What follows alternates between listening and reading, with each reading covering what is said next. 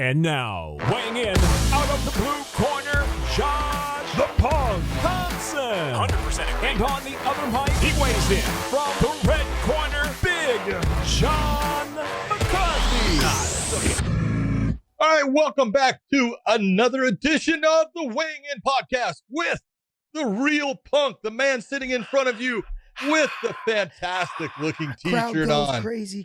He was playing golf recently, so he is lazy and has been doing nothing that has been actually productive. But this is another edition of our podcast where we get to talk about the 249 of Bellator, the special fight night that they had in Ortega'S Island with Brian Ortega taking on the Korean Zombie. And then we do have the big fight coming up next week. We could also talk about Lomachenko versus Lopez, which is a huge upset. Josh, we are full of fights, full of logic, full of information, and damn it, we're good looking. Yes, we are. Yes, we are. Yes. One thing I can say is good thing Dave is not on camera that ruined it for us. That was so good, too.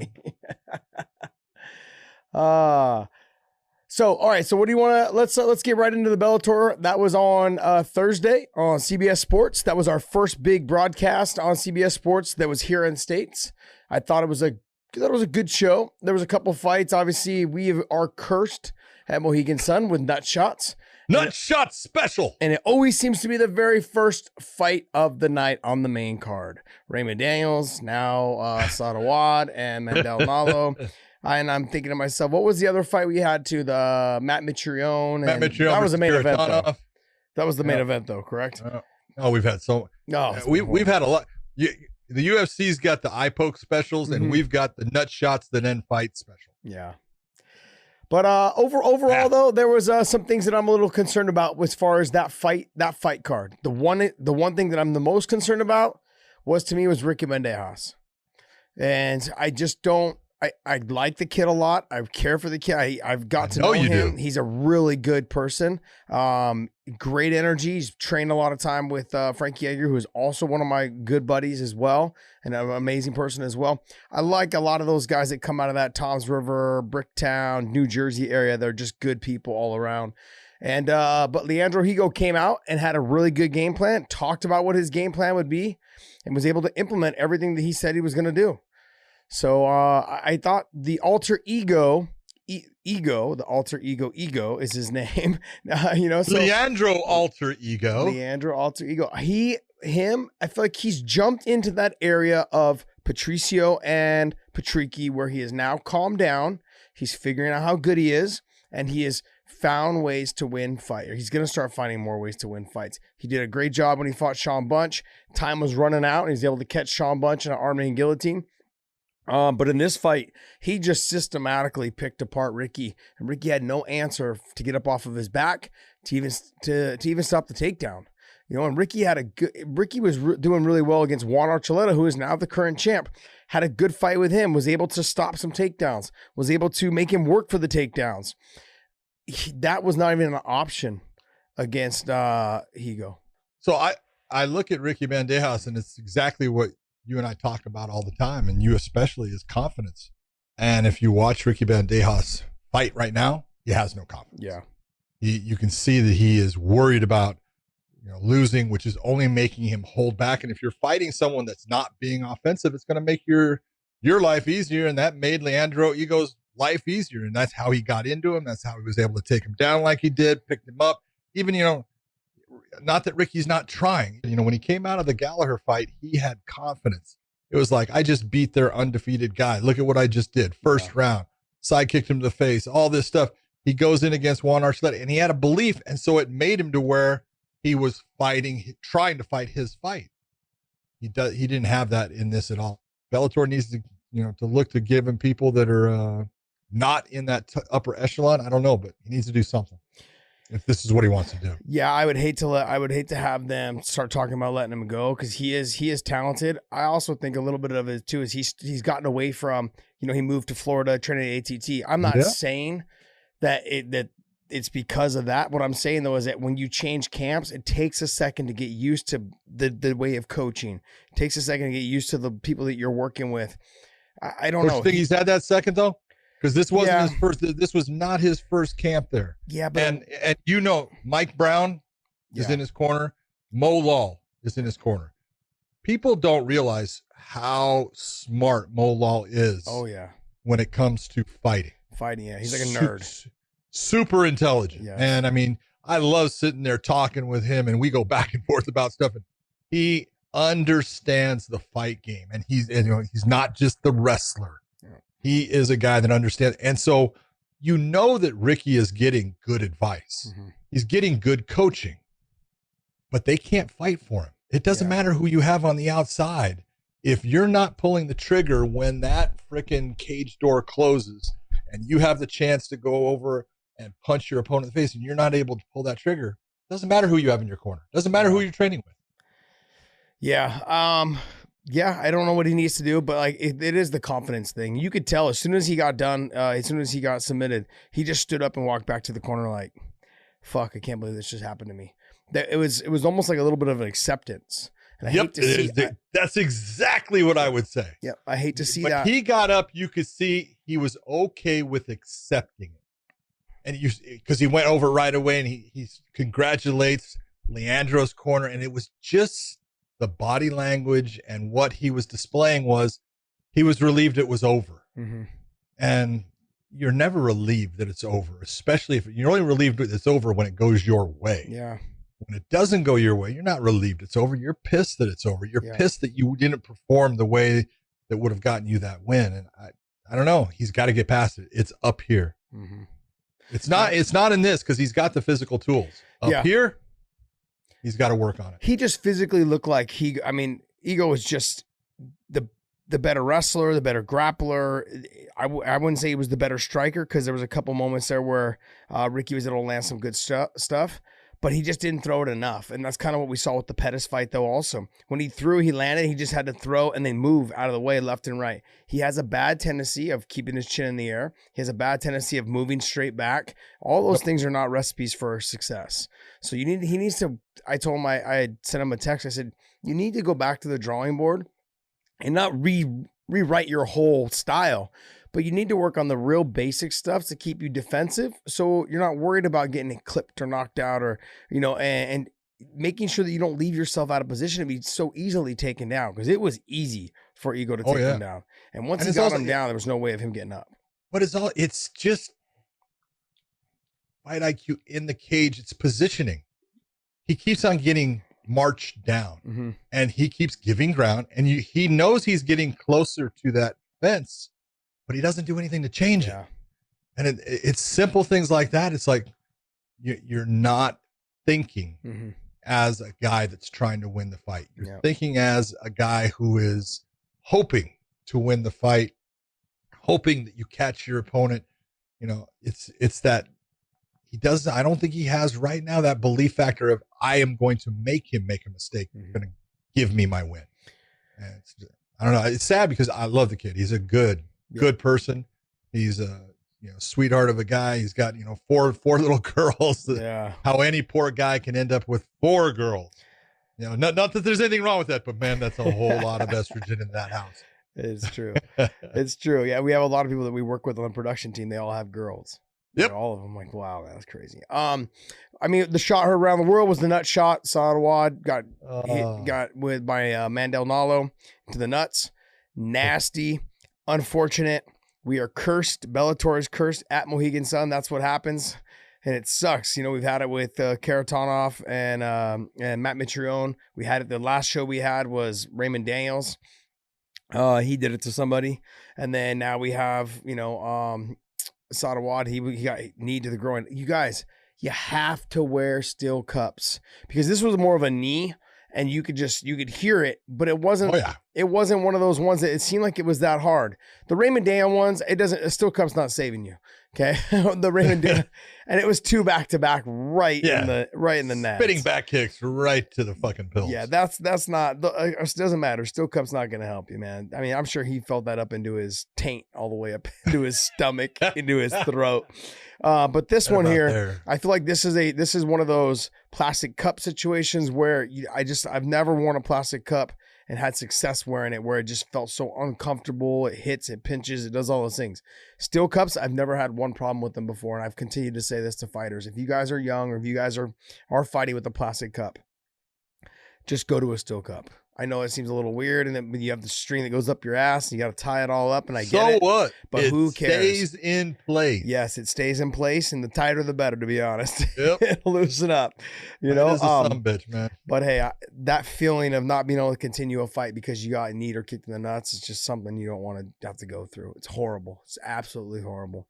I did that to Kid Yamamoto when I fought in Hawaii against him. I kicked him right in the nuts. He couldn't continue. But I mean, you could just hear like crack. But he was wearing a plastic cup, and that's what happens.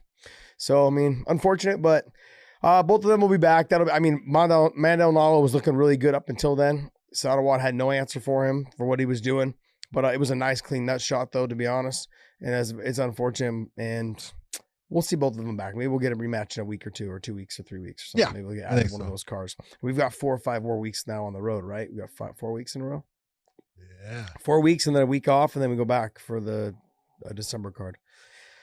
But and then let's talk about Blanco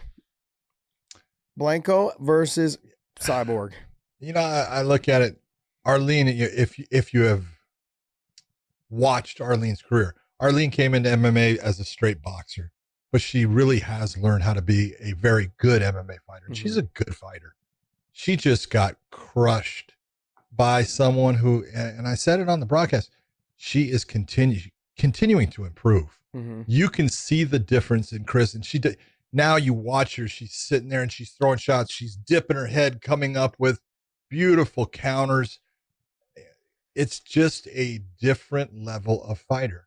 And, you know, Arlene was, you know, doing everything she could to try to, you know, maintain her composure. You know, she hit her with, you know, the probably in the first 30 seconds, hit her with a really good shot. You saw Chris right away do what I said she always does. You know, with a striker, she'll get that clinch on him, grab him, push him to the cage, start hitting them with, you know, knees to the thighs, just bullying them, elbowing inside. She's good at it, you know, and when she is fighting her fight, not trying to kill somebody, just letting the fight come to her when, you know, that person throws and I can get a hold, you know, do those things. She's just unstoppable, and she looked fantastic. She looked fast. Her timing was good. You know, you could see the power in her shots. Her grappling was good. She had great positioning. She landed, you know, smart shots coming up underneath the arm at times. Everything in that performance was exemplary. Yeah, for me, I didn't notice as much as you just noticed. I didn't notice that much of a difference in what she does.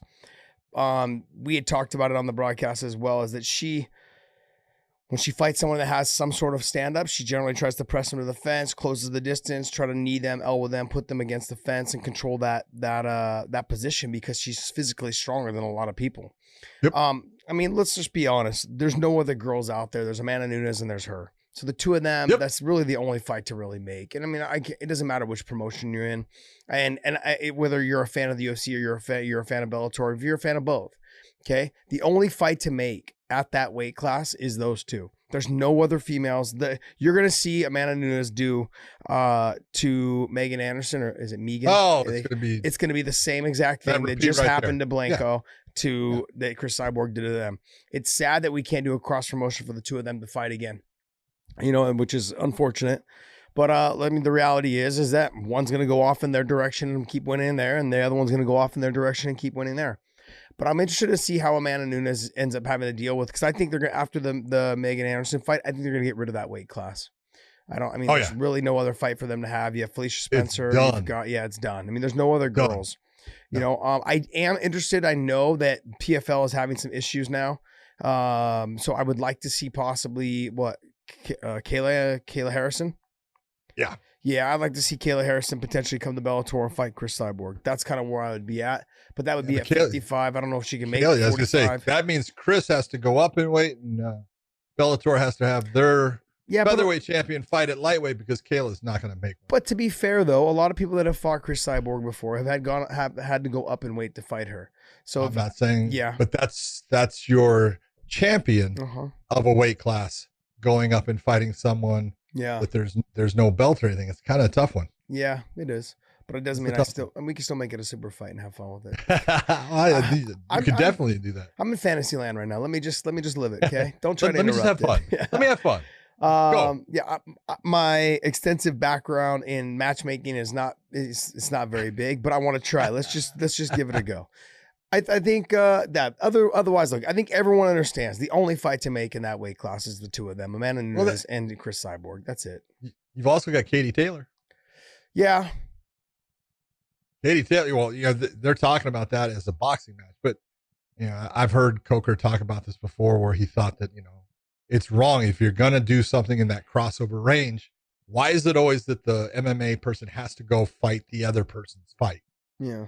Why is it that they don't come and, fight the MMA fight? So, I would like to see it both ways. And then I would say, yeah, do it. When it's just going over there, let's be honest, James Toney came over and he fought Randy Couture. Well, if that was a boxing match, I can guarantee you with one hand tied behind his back, James Toney was going to win that sucker. Yeah. Okay.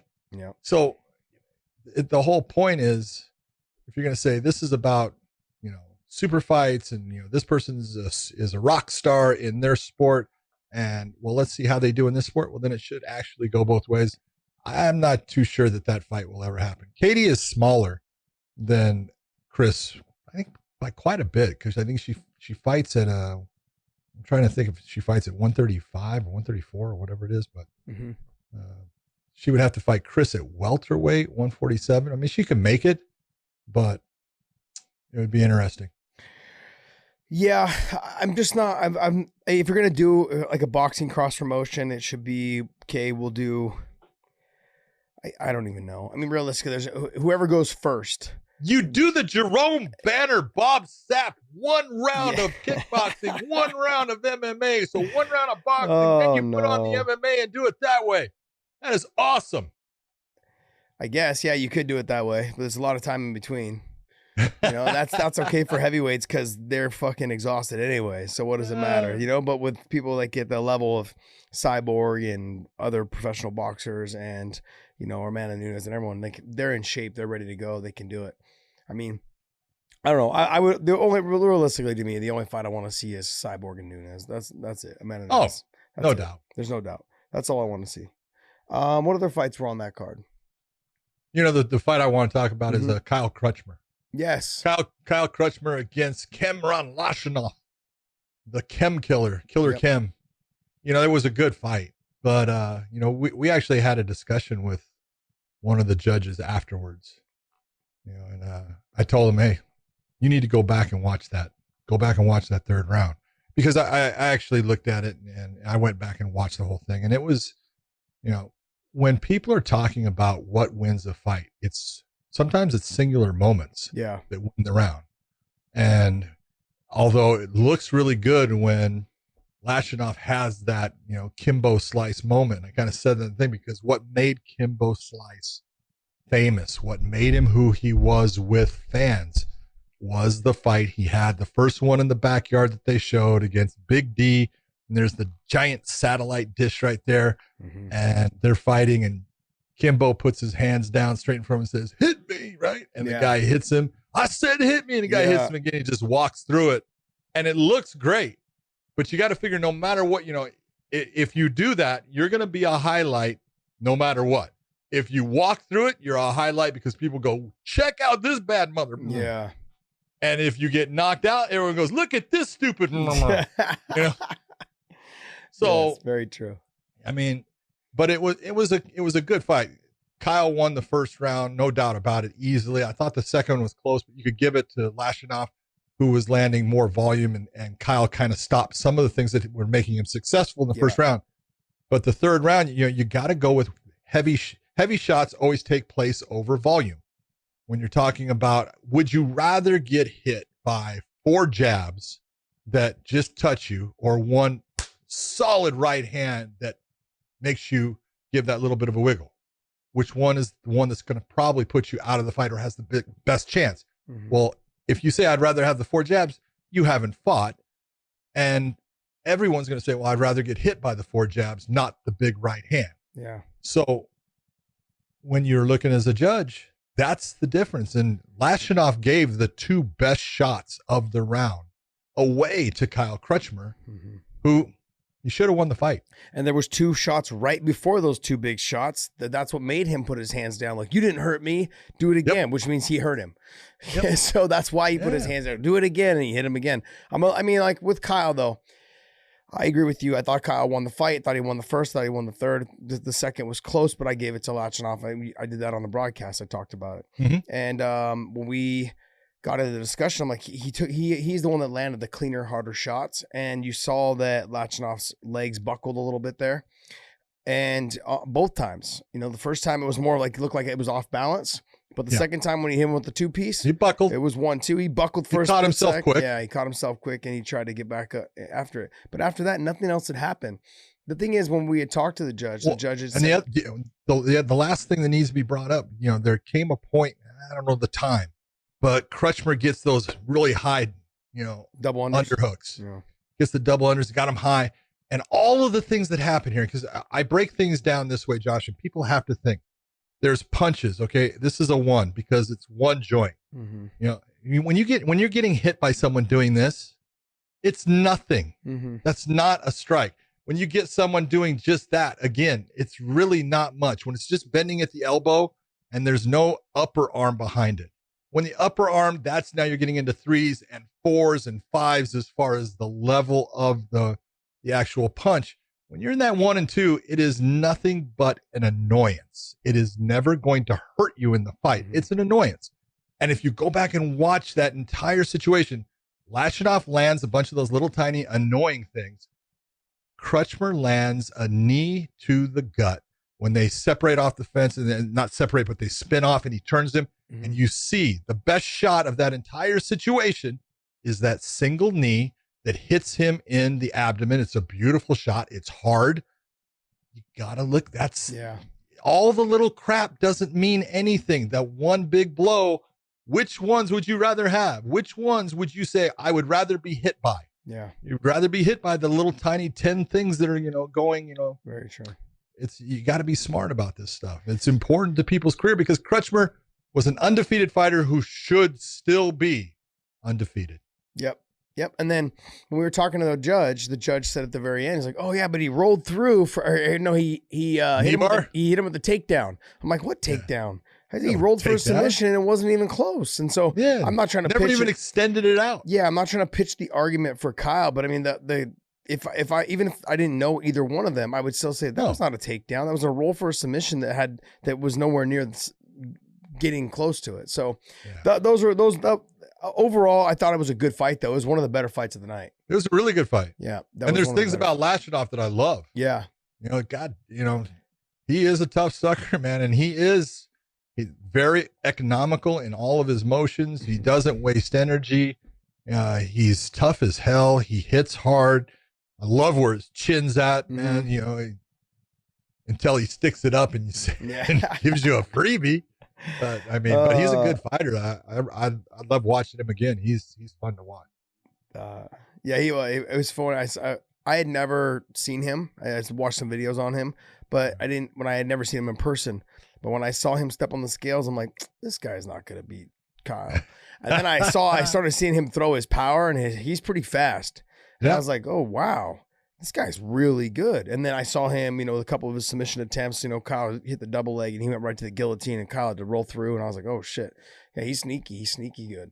He's one of those guys that just doesn't look like he would be good, but he's good. Great fight.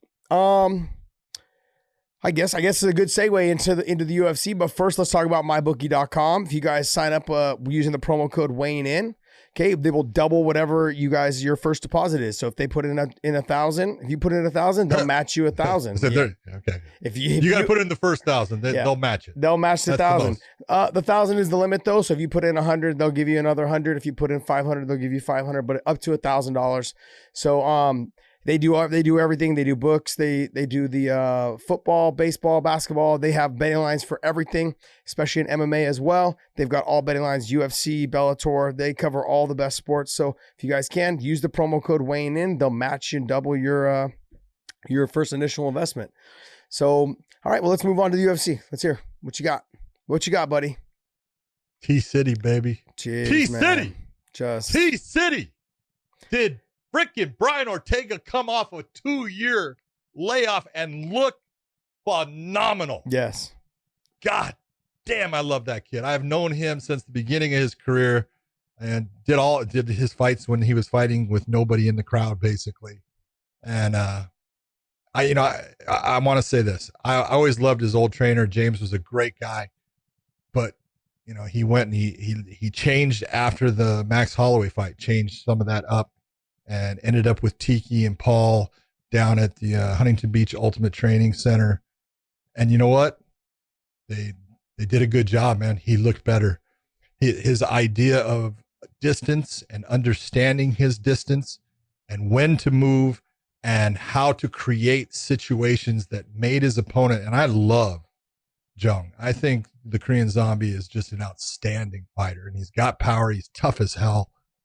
He was confused. He was having problems with all the little things that Brian was doing. Every time that he would sit there and wait, because he's waiting for something to happen, Brian would switch it up. He definitely, when he switched, Brian is not a natural southpaw fighter, and he probably fought 85% of that fight out of the southpaw position. And you look at that situation, what he was doing, just the little touches to the knee, putting his hand, grabbing it, the way he would enter on the single and move to a position where he could, spin off and take him down or exit with an elbow or a punch. He had the Korean Zombie guessing. And when you're guessing and you're not sure of what's, happening, you're going to be a step slower. You're going to throw less. All that's going to work against you. And it did in that fight. Not that, Jung didn't fight really well. He fought his heart out, but he was just a step behind the entire fight. Yeah. There wasn't one thing that he was able to have success with. The kicking wasn't there. The punch, he was outside of the reach at all times. T-City knew exactly what his range was. Yep. He like you said, the switching of back and forth really made a difference because, like you said, it kept Zombie guessing. He had no idea which way to fight him, and it completely threw me off. I thought for sure Zombie would basically abandon the game plan and just say, you know what, I'm going to run at you and just start throwing big punches and hope you get into an exchange, because we know that Ortega he'll stand and bang. We saw that with the Holloway fight. He'll stand and bang. The problem is, though, is that I think he learned from, not the problem, the positivity or what, the positive, whatever. There's a word I'm looking for that I'm not getting out of this right now. Sorry. The positive side of that is. The positive side. There you go. That's the word the positive side of it. He'll have a longer career because of the way he's learned how to fight now. Yes. And I know the other, if you're a casual fan at home, or even if you're just a fan of MMA at all, you're probably going like, well, I like the other one, the one that stood and banged. Yeah. But I also want to watch him fight for the next 10 years. You can only have so many car crashes. Yeah, that's exactly true. So it's, I got to tell you, everything he did, he looked so smooth, so fluid. He just looked phenomenal. And there was not one thing that I could sit back and critique and say like, oh no, he could have changed this. Oh no, he could have done that. I mean, the only thing that could have been different is he could have left his hair. That was it. No. But hey, good charity. You look at what he's doing with the hair, and I love it. Yep. Yeah. That's awesome, man. But overall, I thought it was a very one-sided fight. It was. I love the celebration after by Zombie. Slapped him in the face, but in a loving kind of way. Gave him a smack. Gave Ortega a smack on the face. But I thought it was good. It was good to see good sportsmanship because there was a lot of beef going on before that fight had happened. The Twitter beef, the Twitter beef. Not only the Twitter beef. You remember what happened in the audience at the UFC with that's right. Ortega and the little Korean rapper. I don't know what his name is. Forgot about that. Oh yeah, there was all kinds of stuff. So, man, there was a lot going on with that, and there was a lot of heat, and Zombie wanted to hurt him, man. Yeah. You're looking, you can have that heat, but you still have to go in and fight, intelligent fight, be under control, and one of the things that Zombie, I guess, came out and said afterwards was that he doesn't remember the 3rd, 4th, and 5th round. Totally understand that. That spinning, it wasn't only the spinning elbow. If you remember the shot that he got placed on his butt, there was a left with an overhand and he got dropped on his butt and he got up, that rattled him. And then that spinning elbow, if the spinning elbow had landed about that much more towards the elbow, because it caught him more on the back of the tricep, but, hit him square, with velocity, put him on it's normal that a fighter doesn't remember. He's just on autopilot. He's fighting. He's doing all those things. Not remembering is something that happens all the time. But, he's just an incredibly tough guy. But what we saw out of Brian Ortega tells you he's a better fighter today than he was 2 years ago when he took on Max Holloway. He's a more intelligent fighter, based, just like you're saying, in and out, controlling the distance. Even in the 5th round, when Zombie was really coming after him, he was the matador, man. He just stayed with his good angles, moved out when he'd get close to the cage. And the one thing he's got going for him is, in his back pocket, go ahead and take him down. No one wants to. Yeah. No one wants to take him down, and he is slick on the ground. Yeah. So, he's got that, sitting in his back pocket, go ahead. So, someone like Volkanovski, the champ, since that's going to be the next fight, Volkanovski uses that takedown to set up some of his stand-up, and that's the smart fighter. It's the right thing to do. Is he going to change his game plan and the way he goes about fighting, his style, based upon what Brian can do on the ground? I hope he doesn't. He shouldn't. You got to believe in yourself that you can survive when you take him down. You just got to be smart about what you do and when you take him down.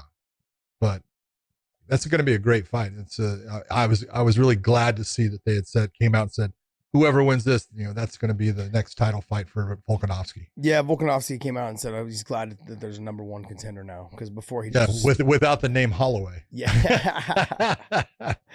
So that'll be fun. I mean, Max will be back. That's the thing. Max will fight. No doubt. Yeah, Max will fight somebody, get a win, and he'll come back. I mean, he's tough as fucking nails, that guy.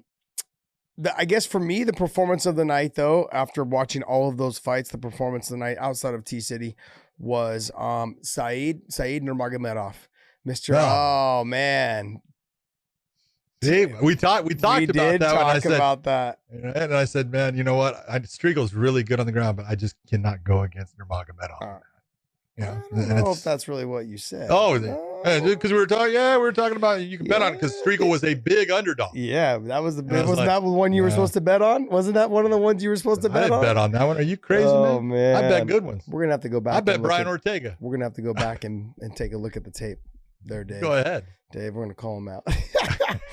No, I couldn't vote against someone with the last name of Nurmagomedov and expected to be a different outcome. But I thought he looked nasty good. Now, I mean, it was just, touch, boom.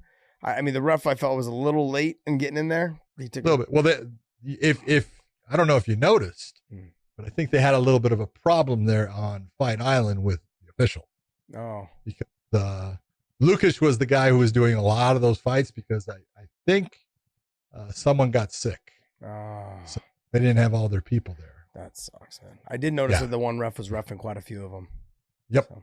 Yeah. What other fights were on that were good for you? God, I want to butcher her name. Jessica Andrade.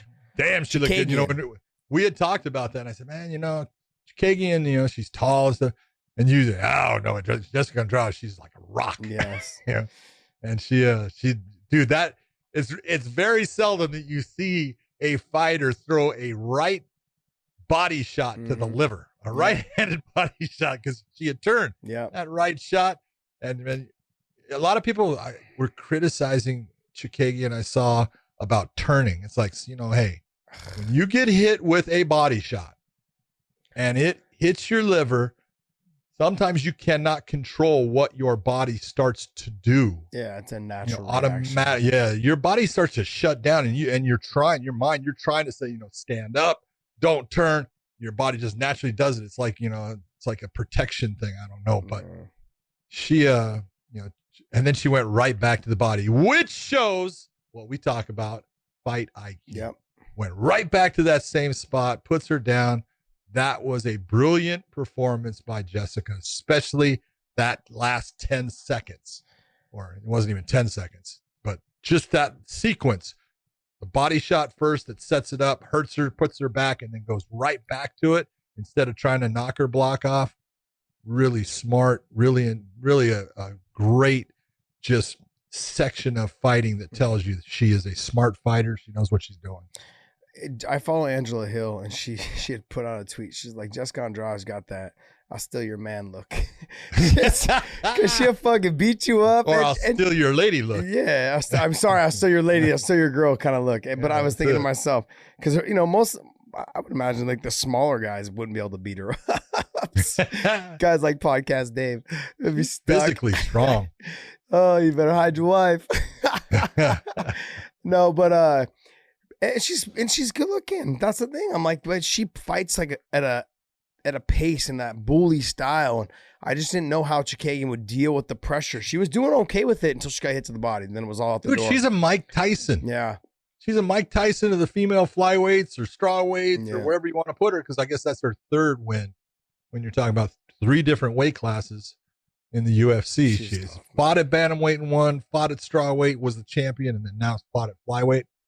Really impressive. She's good. I'm a fan. I enjoy watching her fight. She has like that bully mentality. Let me just get after it, get in your grill. Let me see what you got. And I love the fact that I'd love to see women that are like that with big slams, big lifts, big, you know, all those things. I'm like, this is fucking awesome, you know? And I guess it's kind of like when you watch basketball, right? And you see them drive the lane and they do a layup, and you're like, all right, well, it'd been cool if you would dunk. But they're, you know, like not all the girls are that as tall as the guys, you know. And so when you're watching that sport, it's like, and then you got Brittany Griner and some of the other girls that were able to start dunking. You're like, yeah, okay, because it's nice to see. And now it's the same thing with the girls. And you've been fighting. I want to see them lift and slam and do all those things. Yeah. And she's that girl. She's the one that's I'm gonna put you over my head and drop you right on your head. And, you know, that's how she won the title, and I love seeing it. She did it against Chikagian, and I thought it was a good fight. It was a short fight, but a good fight. I thought she had a great performance. It took her a second to get past the kicks, the push kicks, the long reach, the jab, all those things. She figured it out, though, and I like that she went to the body. Smart fight IQ, like you had just said, and it makes a big difference when you're fighting somebody that has a fight IQ. You have to be very prepared for every little thing, you know. And she was ready for it all. She was awesome. That was great. What does that loss do with Chikagian though? It's a tough one. Yeah, I don't know. I mean, like it sets her back. Yeah, it does. But I mean, like I haven't seen a whole lot of other girls though that are up there that are gonna get past Jessica Andrade either. So I think Chikagian will be right back to where she was. She's gonna have to. And realistically, I don't say there's anything she needs to do. I thought she was looking pretty good up until then. She wasn't winning the fight, but she was looking pretty good until then. Yeah, I agree. But little tweak here and there. Don't go back to the drawing board and do what we were talking about with Ricky Bandejas, where you got to like kind of reinvent yourself a little bit. That's not what you need to do. You just need to keep doing what you're doing, but just understand you ran into somebody that hit you with a good shot, and that changed the tide of the whole fight. That's really what it came down to. That's all. One of the fights when you're looking at it, Jimmy Crute. How about that knockout? Jeez, Let me ask you a question, though, before we get into the fight. Yeah. Was he being a dick and sitting next to him, putting his arm around him, or was he being a nice guy? I looked like he was being a nice guy. He's trying to be, you know, hey, man. Okay. You know what? Appreciate you fighting. You know, you're going to be okay. Because, you know, you got those moments. And Jimmy Crute, he's a young guy. But, man, he has really been exceptional. You know, the last couple of fights, and you know, and he's getting it together. And I think he called out Krylov, which I was kind of surprised about because Krylov's good. He's got really good stand up, and that's going to be a tough fight. I like the fact that he looks and says, you know what, that's the guy I want to fight. So if he gets that fight, it'll be interesting. That pisses, when people don't know exactly who they want to fight next, that pisses Chael off to no end. Chael Sonnen. He's like, that's because you're up there, man. Job. You just want to fight. Call out who you want next. Like, hey, I want this guy. You know what really pisses Chael off, though? When the American gangster looks like that. Oh, shit. Oh, yeah, baby. Look at that. Oh, man. Here, let me get that. Oh, that. You know who that is? There, that is not a gangster. That is Chael on the back of the bike, like, and he's hugging. He's hugging Hans. Hugging Hans Molenkamp. Oh man, that's so funny. That's just a shout out to my boy Chael. That's mean. That's mean. But then again, but then I know what you did to me last week. So you know what? It's gonna be Chael. It's Josh and Chael versus Big John now, buddy. You gotta have it, man. You gotta gotta have those moments. Good shirt though. Nice shirt. Nice shirt. Don't worry, I'm gonna get you, bud. I'm gonna get you. It's all right, bud. That's the whole point, man. That's the whole point. Yeah, I was okay. So we were talking about Crew. Then you had Thomas Almeida against Martinez. Mm-hmm. Crew looked good. Let me go back to Crew because I didn't get a chance to talk. He looked phenomenal. He looked composed. The thing with him is he could take a shot and give the shot back. I feel like he just has. You have guys like his opponent, right? Would move around, he'd stick and move, boom, boom, boom, and move around. It was afraid to get hit. Whereas Crew, he would like roll with the punch and then come right back and throw something back that was very nice.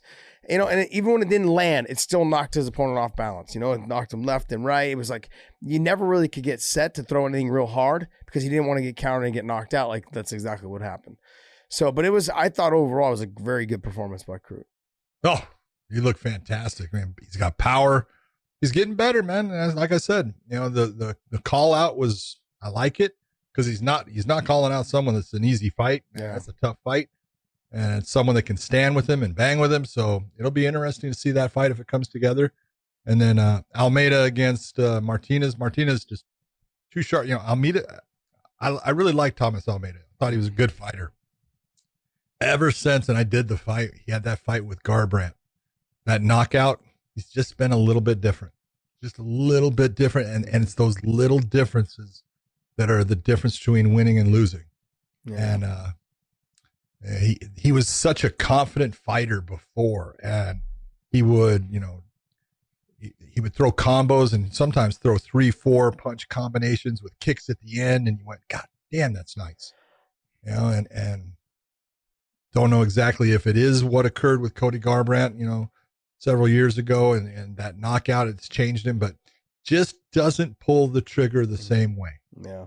Not quite the same fighter. And, you know, Martinez, it was at, you know, the fight was 30-27. The rounds weren't, you know, there was two of them were fairly close, but it was clear that Martinez won them. Yeah. I don't know. I had Martinez winning pretty easily. I mean, I'm not saying that, but he wasn't, because Almeida wasn't landing anything really hard and clean. I mean, there was a couple one shot here, one shot there, but nothing. Look at you now with the hard and clean. You got it now. See? Oh yeah, I like nothing. Nothing was hard. Nothing was hard and clean when he was landing his shots. There was like one or two around. That was it. You know, and it was kind of almost like he was on the way out throwing it, and he was able to land it. It wasn't on his way in, stepping into it and getting some big power behind it. He had a couple of good jabs that landed, but and that is exactly what you're saying is what I see from that. It's like he's afraid of taking that shot again that's going to put him out. So I'm trying to hit, but I'm trying to not get hit. Yeah. You know, when you go in and you're going to throw a shot, you don't try to dive out backwards. I move my head off that center line, be it left or right or what. I know what I'm going to do when I'm coming with my shot and where I'm going to bring my head so it's not in that static position. Yeah. That's how you keep from getting hit. You know, it's not by pulling your head. Usually when you're pulling your head, especially when you're throwing a punch, it's always going to work against you in the end. Yeah. I mean, I thought I keep wanting to call him Martinez. I thought Martinez looked phenomenal. Young kid coming up. I mean, like he really kind of just set the standard of who he is now. You know, so just remember when you fight guys like Almeida who have a little bit of a name, now all of a sudden now you've catapulted yourself into that area of like, hey, I'm the young guy coming up and ready to fight. So he should be ready for a big step up in competition from here on out. You know, so that's why when I tell young talent, I'm like, there's no rush. Slow your row. Take all the easy fights you can get, because once you get to the top, they ain't easy no more. None of them. None of them. So you got to enjoy the moments when you can just get these easy ones out of the way. There's no reason to fast play it. Just let it go. Just go with the flow. What other fights you got there, Dave, for us? Yeah, because our TV's not or is down today, so that's why I'm not talking to Dave so much. I try not to include him normally. But did you cover Jimmy Crute and Yep. Modest? Yes, we did. Good thing you were paying attention. Yeah, stupid. I think the rest of it's all prelims. Okay. Yep. What you want to? I talked about Syed Nurmagomedov. Syed Nurmagomedov against Mark Striegel. I talked about that fight. That might be it. Good. Well, let's get into talking about our betting. Okay. Okay, because I know I won. Because you put all your money on one fight and the guy lost. Isn't that right? Or no? Well, you making stories up, man. All right, well, let's go. Look, for mybookie.com, you guys go to mybookie.com, use the promo code weighing in when you guys sign up. They'll match your up to $1,000. So if you put $1,000 in, they'll give you another $1,000 to match to spend. Anywhere, and you can do small bets, big bets, all the way up to $1,000 on your deposit. So there's that, and then they also cover all the other sports. You know, they do MMA, but as well as they do football, baseball, basketball, they cover all the other sports as well. So also you can also bet on John and I. So John and I actually had placed some bets. And how many did you place? I placed quite a bit, man. I went on and did some more too after. But I started off with $500 in my account. I have 400, so I actually only lost $100. And everything I did was I did $150 bet on. Who did I bet on? I actually bet $100 on Nurmagomedov. So that's okay. I think that's what kind of kept me. That was a good one. Yeah, I bet $100 on that. But then I also bet on Blanco just because the odds were so good. So Blanco, I put $100 on her. It was what I bet $100, and I would have won. I would have won 800. But you never know. It was like seven. I would have won like 780. Come on, man. You have to take bets like that. You have to it's all right. Yeah, a gust in the wind, that kind of thing. But I think I won. I think I won this whole thing. I bet more, I think, than you. We've got to organize this a little bit better, I think, because no, it's real simple. It goes off like basically what you bet, and there's a percentage there. Yeah, I bet 3 bets. Okay, I won 2 of them.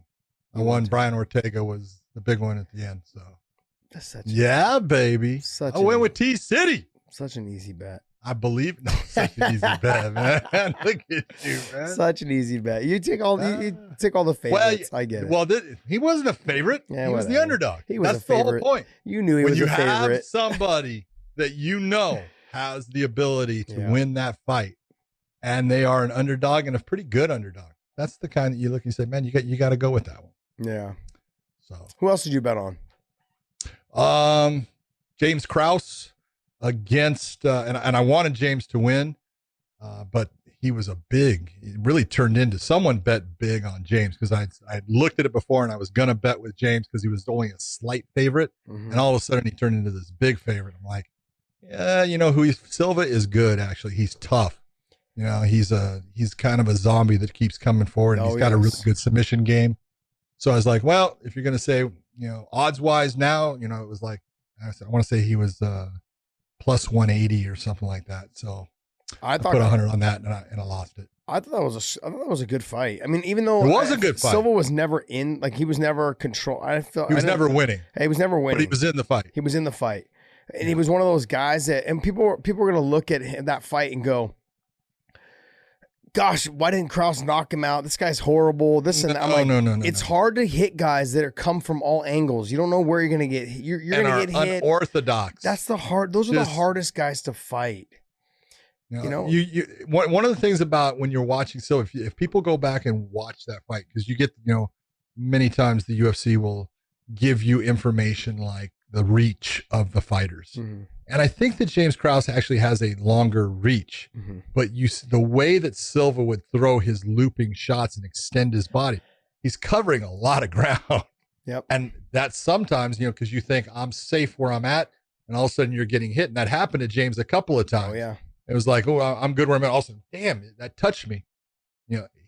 Silva throws things in an odd fashion that he covers a lot of distance with those shots. It's just that, first off, I think he got tired. He got tired trying to take James down. Yeah. And that made a big difference in the way he was throwing some of the shots. But yeah, I think a huge difference there. But then Krause was not able to move anymore because of his knee. Yeah, that inside leg kick. You could see a couple times when they did some replays that his knee kind of buckled on him a little bit. Oh yeah, he almost went down. Instability several there. Times. So I want to say this about James. James is a good fighter. He really is. He's slick, and he's gotten so much better. His wrestling defense is now really good. His ground game is really good. He's a great all-around fighter, and he's an even better coach. He's such a good coach. You listen to him with his fighters and what he brings to the people that he works with. He's fantastic. I was very happy that he won the fight, though. It was good. Yeah, it was good. Overall betting, though, I mean, I think I bet on I want to say. Okay, so I bet on. It don't matter. I know, but I think I won. How did you win? How much money do you have? I have $760. Oh, in my geez. bank. Did you really? Yeah. Was that what other fights did you bet? What other fights did you bet? Don't worry about it, baby. It's all good. Look at the total up there. 760. That means no, you did not win. Of course you didn't win. We're gonna go round Come two. on. We're gonna go round. Who knows this sport? We're gonna go round Let's two be this honest. week. You took all the favorites. I get it. I know, man. Look at you. I went out on a limb and bet. That's what it's called, betting. I'm taking my chances, not just like going out there and betting all the favorites. This guy. All right. Well, we've got some big shows coming up, man. This is the do we have a big show coming up? Come on. I have never been so against seeing Mike Chandler fight. How's that? And I know that's. I love Mike. He's a great fighter, but God, please let this fight come about. I'm not saying that in any bad ways towards Chandler. I love him, but Gaethje and Nurmagomedov, put them in bubble wrap right now. Just let them make weight. Let no problems happen. I want to see this fight. It just couldn't be such a stark difference of styles. Like Chandler is nothing like Gaethje. Chandler is nothing like Khabib. He's a little mix between the two of them. Yeah. He's got good power in his hands, got a little bit of speed, and he's got some. He's got a lot of speed. You got to be honest. Yeah, he's fast. And he's got some good wrestling. But I feel like his wrestling's not Khabib's level, but his punching is not. It's faster than Gaethje's, but the way that he strings it all together, Gaethje does that better. So the two of that, it's like a little bit of mixture of both. So if one of those guys does fall off, their opponents. I think Gaethje takes damage better. Oh yeah. Not that Mike doesn't fight through it, but he's got that. He cuts easier. Mm-hmm. He marks up easier. He fights all the way through it. But Gaethje doesn't. Every now and then he'll get his chicken legs because he gets rocked by a shot.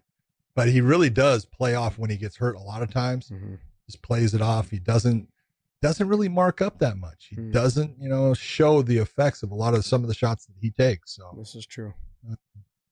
It's one of those, like, I thought, and I'll give credit to the guys who put together the things for the UFC. I saw the promo between Khabib and Justin. They did a really good job with it because they called Justin the Berserker, and Khabib the Eagle. Indomitable force that is unbeaten, dominated everyone, and he has. I hear all this stuff all the time, Josh, about Ally Quinto, took him to 5 rounds. I'm like, did you guys watch that fight? Did you really watch it? Nothing against Al, but Al was beat up bad in that fight. Now, I know Rogan came out and was saying how bad Khabib's stand-up was at certain times and stuff. You got to figure Khabib had 2 different opponents that he was supposed to fight before 3. he ended up with the 3rd in Iaquinta. Yeah. That's not what, someone usually will take a fight over. Yeah. Especially a title fight. Oh, yeah. They want the title and they want to get there and do it. But the thing is, they also don't want to lose their opportunity fighting somebody they had never prepared for. And I know the other person had never prepared for Khabib either. But that other person wasn't the number 1 contender. That other person has nothing to lose. Yeah, he has nothing to lose. It's like they weren't supposed to be there anyways. When you fought your whole life to get to that one position and realize you've been the number 1 contender for a while, and you finally get the opportunity and you're fighting a guy you didn't train 1 second for in camp. Yep. And realizing that person really has not one fucking thing to lose. It's all on you. It's all on you to get the win. It's the pressure's on you. And if you don't get it, it's like, we knew he wasn't that good. Look, he lost to this guy who's only ranked number 6 or number 9 or whatever it was. And so at the time it's a shitty situation to be in, but he was able to come through and he got the win over Ally Quinta. I mean, and then people talk about how shitty Khabib's stand-up is. Yeah, but his shitty stand-up works. It's extremely effective. Shitty. It's not. It's not shitty at all. I wish I could explain better to people on how it's not pretty good. It's not, technically pretty, You know, it's in Barbosa style of, goddamn, look at how sharp he is in the stand up there. Mm-hmm. Look at how smooth he does these things. He's a different kind of athlete than that, but his stand up is effective. And that's all that matters. Yeah. You know, I don't care how pretty you are. It's how effective are you? If you are a pretty fighter and you're getting the shit beat out of you, it doesn't matter. Yeah. Because the effectiveness of what the guy is beating you with is what counts. And Khabib at times is super effective with his stand-up. And he doesn't rely on his stand-up. His stand-up is there for one thing. That's to get him close enough to grab a hold of you. And when he does, you've got, you know, Godzilla clutching down on top of you that now you can't get away from him. Go back and watch Dustin Poirier at the end of the first round of his fight with Khabib. And you could see a guy that has fought everybody. You see a guy who has prepared for this fight with everything that he has watched tape on a guy and knows exactly what he wants to do, has done, you know, round after round with grapplers, you know, trying to take him down and getting on top and all of these positions that Khabib likes to do. And at the end of that first round, he was like, I can't get him off of me.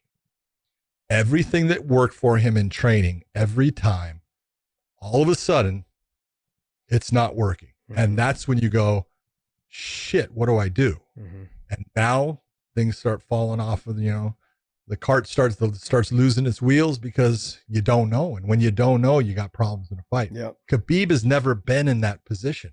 You can watch all of his fights. Not once has he ever stopped being who he is. You know, yeah, he just goes after what he does. Yeah, the rule is this, and I think everyone, if it's not broke, don't fix it.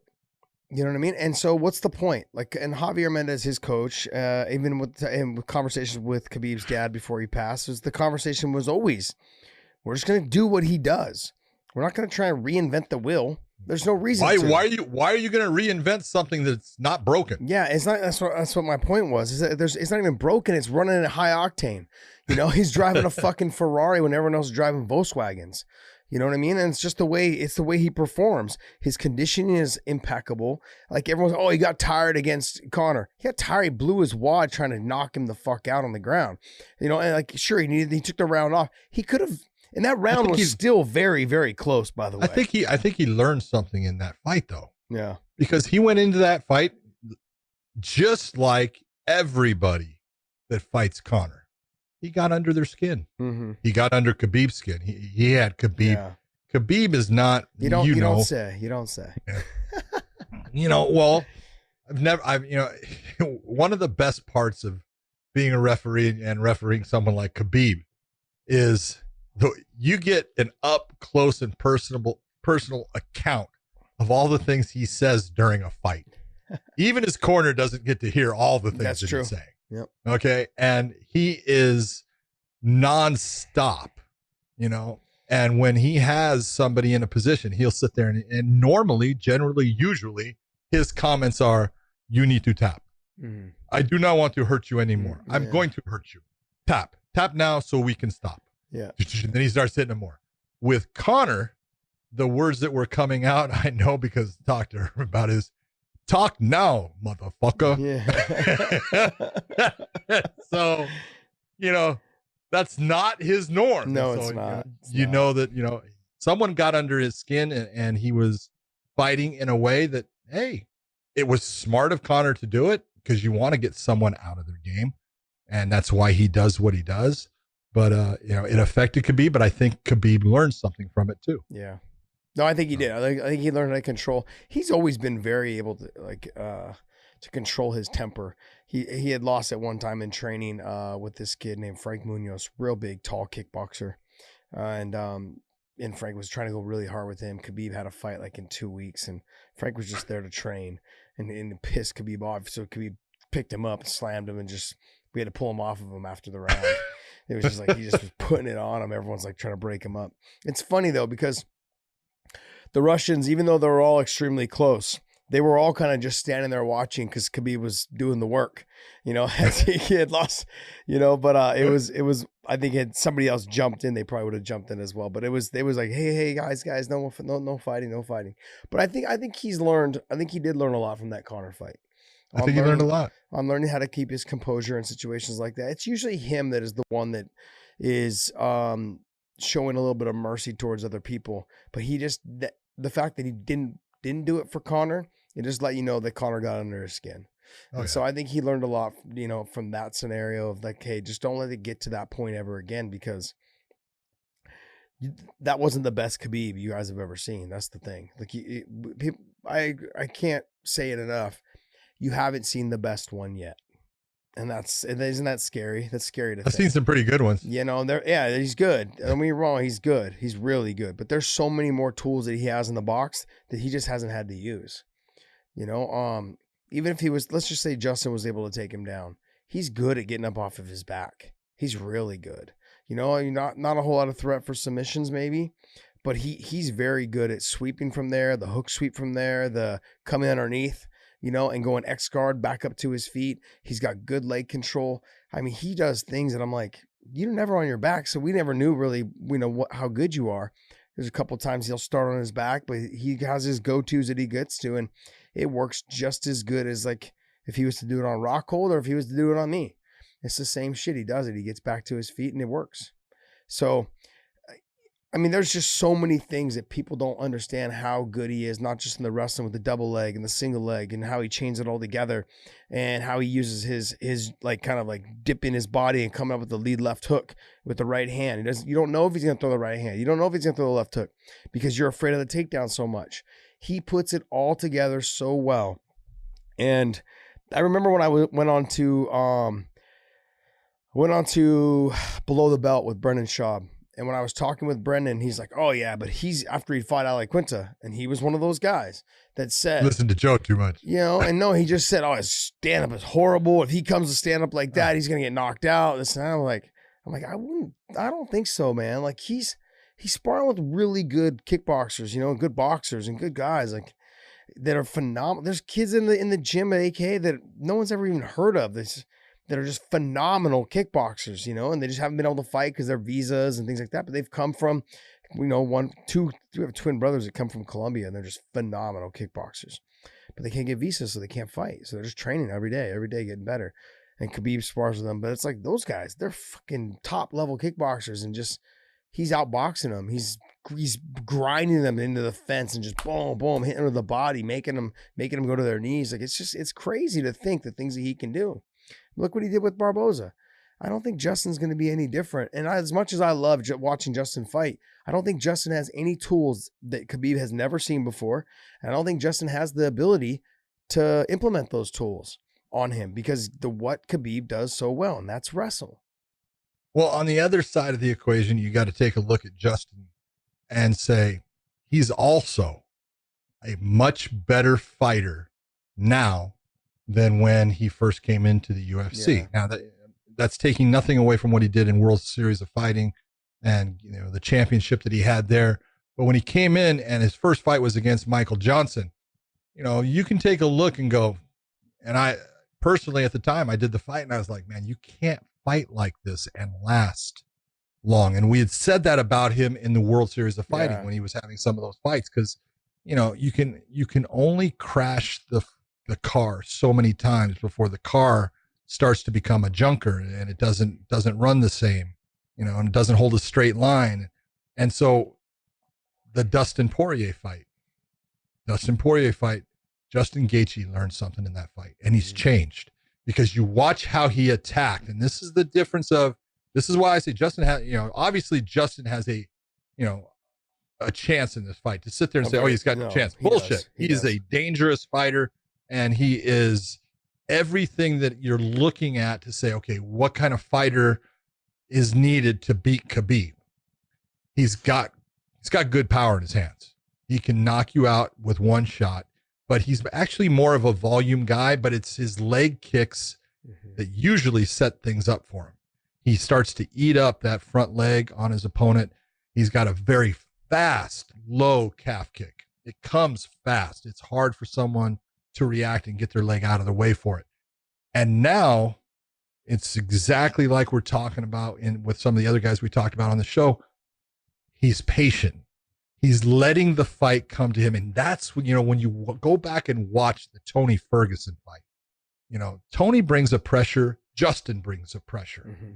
But Justin allowed Tony to actually come towards him more than he normally allows other fighters, when he's fighting to do. And that showed intelligence because he countered him well. Every time that Tony overextended, you saw Justin blasting Tony and just doing things with a purpose of, I'm not worried about putting you out with a shot. I just want to touch you with it. Yeah. And then you saw him every now and then really load up on shots. And especially towards the end, he was really, dropping the hammer on him, because at that point he couldn't be hurt. And that just shows how smart Justin has become in what he's doing. The real question is he going to be able to stop the takedown? And the difference for me is, everyone gets back to this whole thing about, oh, he was a Division II wrestler, All-American, or this guy was a Division I NC2A champion. MMA is not wrestling. Yeah. And you don't position your body the same way. You don't do things like you're wrestling. And when you are trying to be offensive in MMA and land punches, you are going to put your body in positions that it would never be for takedowns in wrestling. And so your ability to fight off that takedown against someone that's really good with it is now limited. So Justin has to be economical with that output. Yeah. He has to be economical with when he throws those shots. And you take a look and you say, okay, balance it out wise. I look at one guy. Yeah, he can definitely win the fight. Justin Gaethje, he's got power. He's gritty. He's tough. He's got good conditioning. He's got everything you want. But he's fighting a guy that's never been beat. Mm-hmm. Justin's been beat. Khabib has never been beat. And no matter what, this is one of the things I wanted to really bring up for people is when you're 28-0, you're the champion. I want everyone to figure out, not every night is your night. Mm. There's nights when you get into that cage and you feel great. Everything is working for you. You don't even breathe hard, man. Everything's flowing. Everything's good. And then there's nights, man, you want to be anywhere else. Yeah. You don't feel good. You feel like you're just walking out. Your legs are heavy. You feel slow. You feel sluggish. You throw punches and it's just not there. But when you're 28-0, you've overcome all of those things. You have had those nights and still come out on top. That was the thing like with Anderson Silva that was so impressive. That's the thing with like a George St. Pierre that is so impressive. They had nights, man. You know what? It wasn't their night. And they still came out on top. And so has Khabib. So it's hard to count against someone that's in that echelon of the sport. That was a very inspirational talk right there because Podcast Dave was actually shaking his head a couple of times. I looked over and he was agreeing with you. He's like, yeah. Uh-huh. Yeah, good job. Just the truth. John, good job, buddy. No, I'm going to play devil's advocate, though. That's kind of, I know everyone knows that I've trained with Khabib, that we're friends and all these other stuff. I'm going to play devil's advocate. There's things there's like you had just talked about, there's ways for Justin to win. It's not just his hands. It's the leg kicking as well. The calf kick, the leg kicks, being able to stuff one or two takedowns will go a long way throughout the fight. If you can make Khabib work really hard for those takedowns and force him to stand a one or two more times, then the chances and opportunities open up for you to land one or two more leg kicks or one or two more punches that potentially could end the fight. Khabib has been known not to check kicks. But the one thing is, though, when Justin kicks, if you guys go back and watch from the PFL, the World Series of Fighting, or whatever it is, he leans a lot to one side when he kicks to avoid getting hit. That right there makes it a little bit easier for you to be taken down when you do that. When your body leans all that way, you're putting more power behind the kick, of course, but you're also off balance. Your body is leaning over your leg that is your supporting leg. So even if Khabib was to catch the leg slightly, it potentially could put him down. And Khabib's good at following up and getting to you, control the hips, and all he's got to do is lock his hands around you, and you're going for a ride. Okay, if he can get his hands locked around your hips, you're going down. So there's yeah. Yeah. There's that. And then there's just like all the things that Justin needs to do is he just needs to stay composed. When he's on the bottom, he needs to make sure that he's not trying to like settle in on the bottom. He needs to make sure that he's trying to work for something, whether it's a hook sweep, whether it's feet on the hips to kick him back and get up, or even making his way over to the cage to try and get his back against the fence and start trying to stand up that way. The problem is you're going to always run into something where Khabib, that's his world. He doesn't change any of it. And you're living in his world. So all the things that you think you know about the sport, it changes a little bit in the way he positions himself. And there's not one person that's been able to figure out that riddle. So it's hard to go back and look at tape in the past and be like, hey, that worked and that worked. But like I said, there's so many things in the toolbox that you have not seen yet that he hasn't even had to pull out yet. So when you get to there, Justin's going to have to fight a very, very smart fight. I think the leg kicks are going to be key, though. That will determine, I think, how well or how long this fight goes. Because if Khabib doesn't start checking from the beginning, or Khabib doesn't keep that leg out of range, it could be a tough night for him. You know, is in terms of like there could be a lot of damage to that leg in the process.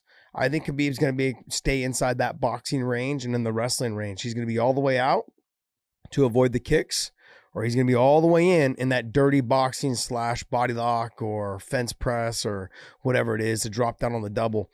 I don't know how much you'll see him shoot from distance because of the leg kicks. So I think you're going to see him more in that range, in the pocket range of trying to get into the clinch and the body lock, because I know from that position, no fence involved, he's got some nice little foot sweeps, some nice little hip tosses, some nice little ways he sets up the single leg into the lift. You know, he does a lot of tricky little things that are in there. And so Justin's got his work cut out for him, but I think if there's going to be an avenue for him to win, he's got to get started early and often with the leg kicks. And he's got to make sure that he's picking and choosing his shots. He's not just trying to knock him out with every punch, because that's not the Khabib style of staying in one spot too long. He's either wrestling or he's all the way out. So Justin's got his work cut out for him, but I mean, I want everyone to understand he does have an opportunity to win this fight. Do I think he's going to do it? Absolutely not. But I think I'm not trying to knock him. And you were playing devil's advocate. That is, I'm playing devil's advocate. But at the very, I am playing devil's advocate. At the very end, I'm going to tell you, I don't think he's going to win. But I do think that there is a way to success without just giving the common line of he's got a puncher's chance. No, he's got other avenues of doing it. Oh yeah, he's got other avenues of doing it as well. I think that low calf kick he throws, vital. And many times someone doesn't do that when they know someone is trying to take them down. Yeah. And if he doesn't throw that, I think it's going to be a huge mistake in his game planning. I think he's got to throw it. It makes him successful. Stick with it. Yep. The problem is, though, is that when you throw it, there's a bigger chance of getting taken down. And now on top of it, he can't throw it raw dog. He's got to set it up. Punch, punch, kick, or kick and then come back with punch, punch. The other thing, too, is you can't just kick and leave it out there. You got to kick and bring it back right away.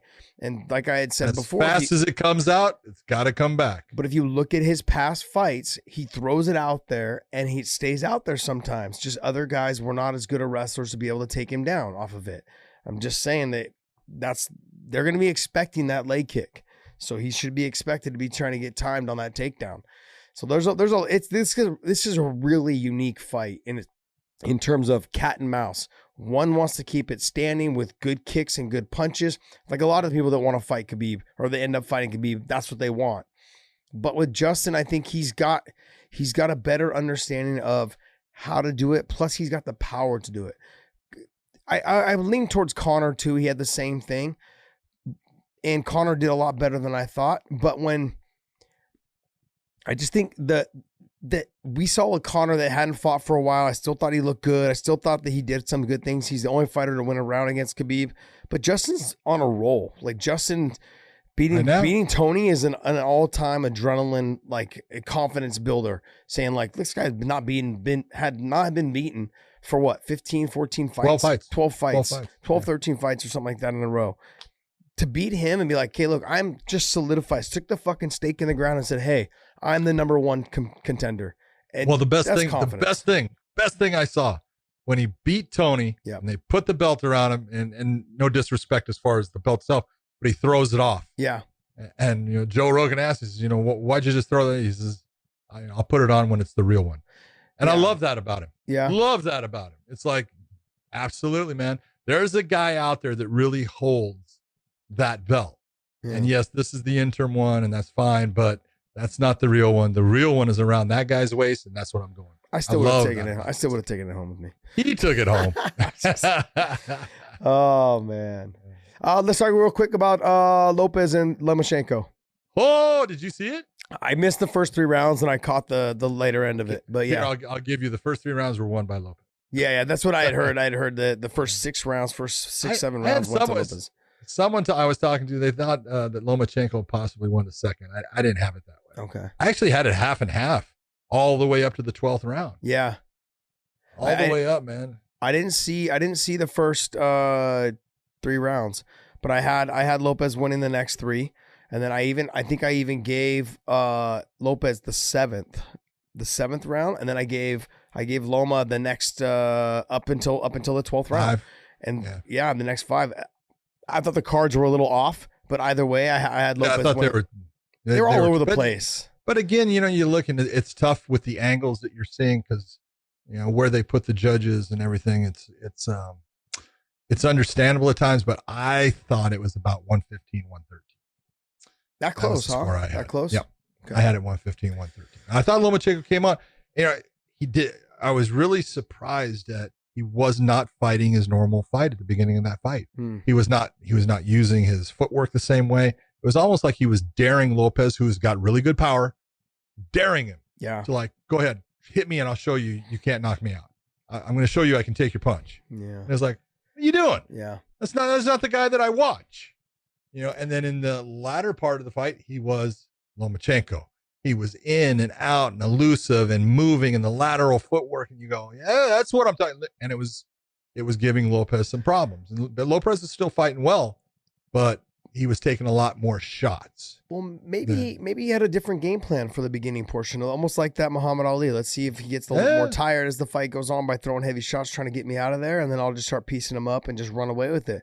But Lopez was in good shape, but Lopez started getting tired in the 8, 9, 10 round, somewhere in there. Yeah, that's why I give him that 12th round. I was really surprised because there was no doubt in my mind that Lomachenko was going to win the 12th after watching the 10th, 11th. Yeah, the 10th and 11th for sure. And I was like, Lomachenko is going to win this. And Lopez, man, he showed balls, man. He came out and he was freaking fighting and had energy and very impressive. Impressive win.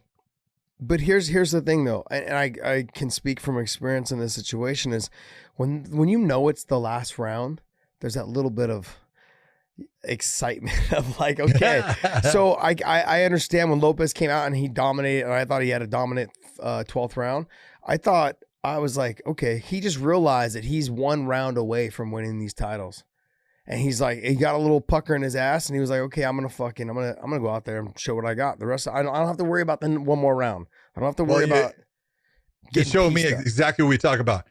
Don't leave any gas in the tank. No. Whatever you have there, man, suck it dry. Yeah. And that's what he went out there and was doing. It's like, I'm not going to leave anything. And that's why he won the round. He had enough fucking energy to do a running front back flip. A running front back. He was running forward and doing a running front back. It was pretty impressive. Yeah. I would have landed on my neck and killed myself. But overall, though, I thought it was a phenomenal fight from the rounds that I saw. I thought it was a really good fight. Do you think automatic rematch? You could. How many guys have had problems with Lomachenko and that he's made look bad? And so if I'm Lopez, I don't know if I want that automatic rematch right away. I would imagine it's somewhere in his contract, though. I'm sure it is. He can do it. Sure it is. I don't think I would want it, though, if I was Loma either. I'd probably go get an easy fight, get a win, make some money, come back. Go back down in weight? What do you think? Yeah, he looks so much smaller than Lopez. He is? Yeah, I know he is. But, I mean, it looked like it was very noticeably different in the fight. Yeah. You know what I mean? So I was like, oh, man. And Lopez, you could tell, was obviously the bigger puncher because every time Loma got hit, it threw him off a little bit, like it knocked his balance off a little bit. So I think that was a little bit of the issue, probably maybe in the earlier rounds. Every time he got hit, every time he went to use his footwork, he was like, okay, I'm off balance. So I didn't see the first 3 rounds, but if it was anything like the 4th, 5th, and 6th, I can see why you were talking about that, is that he just didn't seem like every time he went to make a move, even if he got hit with a jab, it like threw him backwards a little bit, moved him off balance, you know, and stopped his movement and his momentum going forward. It's hard to fight guys that are like that, you know. Fun to watch, you know, just super talented, both of them. Different ways that they go about doing things, but fun boxing match. Yeah, that's why people love watching him fight. He's always entertaining, cutting angles, turning corners, hitting you with 6-7 punch combinations, then cutting a corner and tapping his way out. I mean, like those are it's fucking amazing. Like it's like, sometimes it's embarrassing. Yeah, for the opponent. Yeah, sometimes it's embarrassing. Yeah, for the opponent. Yeah. All right, my man. Well, hey, let's wrap this up. And one last time, mybookie.com. Go there, use the sign up, the promo code weighing in, you guys, and they'll double your deposit. So it'll be all the way up to $1,000.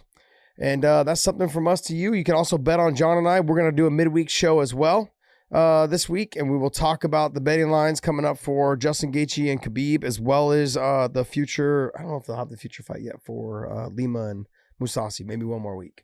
They usually do it just the week of. So we'll do the breakdown. We'll do the up close. I'm going to talk a little bit. I have a thing to talk to Khabib on Tuesday. We'll text back and forth or voicemail, whatever. We do it, voice DMs back and forth. Talk about how he's feeling, talk about things there. So, and I'll try and give you guys a little inside information on that. And I talked to Khabib the other day, right? And talked to Connor the other day. Remember that? Brother. Brother. So, so go to mybookie.com, use the promo code weighing in. They'll double your first deposit and all the way up to $1,000. So if you put in $1,000, they'll give you another $1,000. So you have $2,000 to bet on. And they do all the other sports as well. Check out all the betting lines. They also do Bellator and UFC. They do all the other MMA promotions as well. Boxing as well. So check them out. And we want to thank you guys for tuning in. Listen to us on all of our audio platforms. We're on every audio platform you can think of. So go ahead and hit the subscribe button there as well. YouTube as well. Thumbs up. That shares our videos and get our videos out there. So please share our videos. You know, send them to your friends. Have them repost. We appreciate you guys and thank you for all the help. See ya. There it is. We were waiting for that.